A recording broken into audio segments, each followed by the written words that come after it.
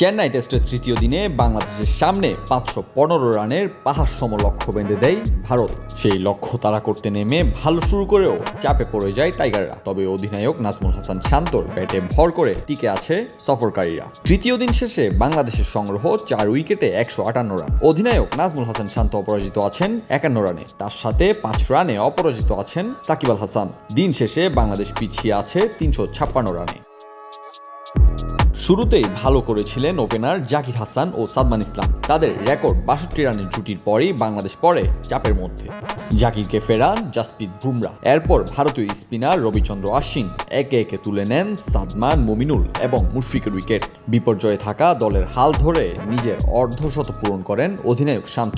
10 innings পর দেখা পান অর্ধশতকের।